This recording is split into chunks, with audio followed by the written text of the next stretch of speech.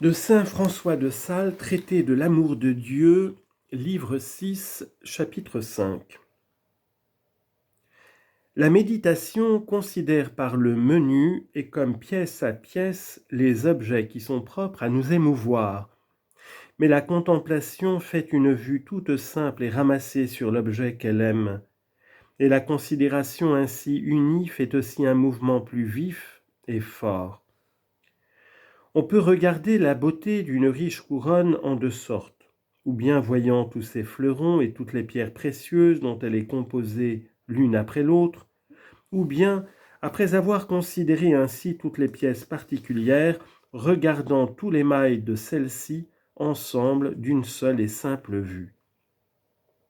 La première sorte ressemble à la méditation en laquelle nous considérons par exemple les effets de la miséricorde divine pour nous exciter à son amour.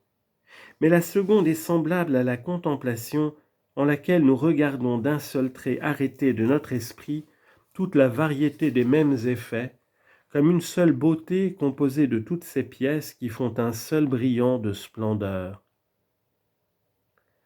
Nous comptons en méditant, ce semble, les perfections divines que nous voyons en un mystère, mais en contemplant, nous en faisons une somme totale.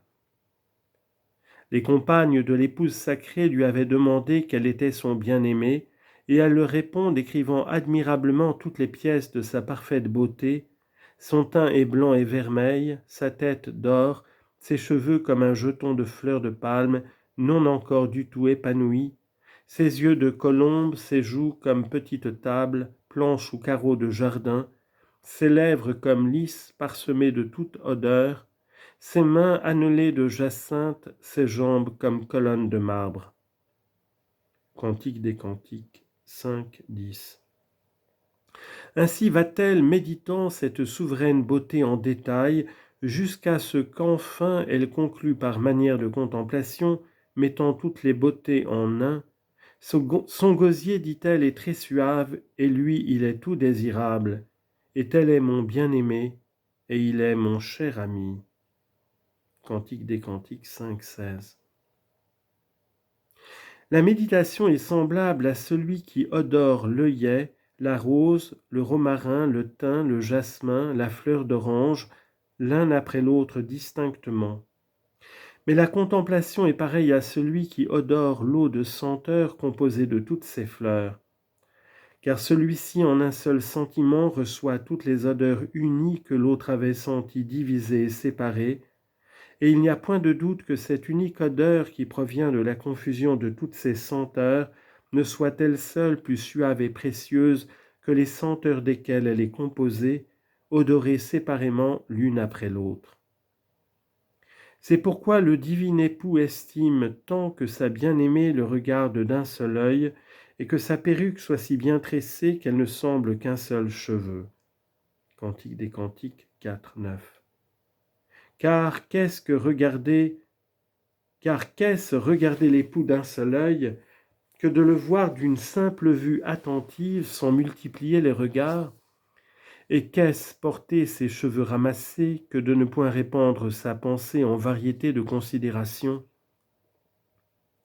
Oh, que bienheureux sont ceux qui, après avoir discouru sur la multitude des motifs qu'ils ont d'aimer Dieu, réduisant tout leur regard en une seule vue et toute leur pensée en une seule conclusion, arrêtent leur esprit en l'unité de la contemplation, à l'exemple de saint Augustin ou de saint Bruno, prononçant secrètement en leur âme, par une admiration permanente, ces paroles amoureuses: « Ô bonté, bonté, ô bonté toujours ancienne et toujours nouvelle !» Et à l'exemple du grand saint François qui, planté sur ses genoux en oraison, passa toute la nuit en ces paroles: « Ô Dieu, vous êtes mon Dieu et mon tout !» Les inculquant continuellement au récit du bienheureux frère Bernard de Quinteval qu'il avait ouï de ses oreilles. Voyez saint Bernard Théotime, il avait médité toute la passion pièce à pièce, puis, de tous les principaux points mis ensemble, il en fit un bouquet d'amoureuses douleurs, et le mettant sur sa poitrine pour convertir sa méditation en contemplation, il s'écria: Mon bien-aimé est un bouquet de myrrhe pour moi. Cantique des Cantiques 1:12.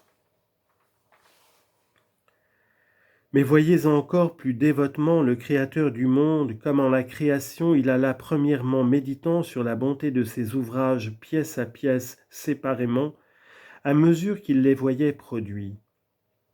Il vit, dit l'Écriture, Genèse chapitre 1, que la lumière était bonne, que le ciel et la terre étaient une bonne chose, puis les herbes et plantes, le soleil, la lune et les étoiles, les animaux et en somme toutes les créatures, ainsi qu'il les créait l'une après l'autre, jusqu'à ce qu'enfin, tout l'univers étant accompli, la divine méditation, par manière de dire, se changea en contemplation, car regardant toute la bonté qui était en son ouvrage d'un seul trait de son œil, il vit, dit Moïse, tout ce qu'il avait fait, et tout était très bon.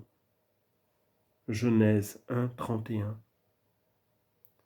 Les pièces différentes considérées séparément par manière de méditation étaient bonnes, mais regardées d'une seule vue tout ensemble par forme de contemplation, elles furent trouvées très bonnes. Comme plusieurs ruisseaux qui s'unissant font une rivière qui porte des plus grandes charges que la multitude des mêmes ruisseaux séparés n'eût su faire. Après que nous avons ému une grande quantité de diverses affections pieuses, par la multitude des considérations dont la méditation est composée, nous assemblons enfin la vertu de toutes ces affections, lesquelles de la confusion et mélange de leurs forces font naître une certaine quintessence d'affection, et d'affection plus active et puissante que toutes les affections desquelles elles procèdent, d'autant qu'encore qu'elle ne soit qu'une, elle comprend la vertu et propriété de toutes les autres et se nomme affection contemplative.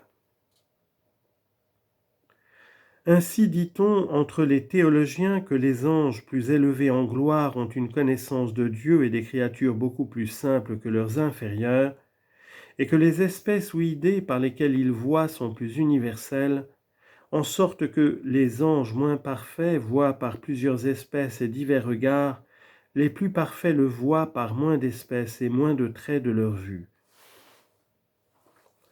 Et le grand saint Augustin, suivi par saint Thomas, dit que, au ciel, nous n'aurons pas ces grandes vicissitudes, variétés, changements et retours de pensée et cogitation qui vont et reviennent d'objet en objet et de chose à autre, ainsi qu'avec une seule pensée nous pourrons être attentifs à la diversité de plusieurs choses et en recevoir la connaissance.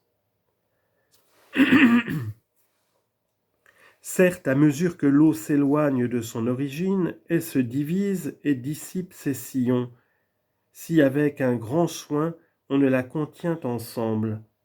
Et les perfections se séparent et partagent à mesure qu'elles sont éloignées de Dieu, qui est leur source.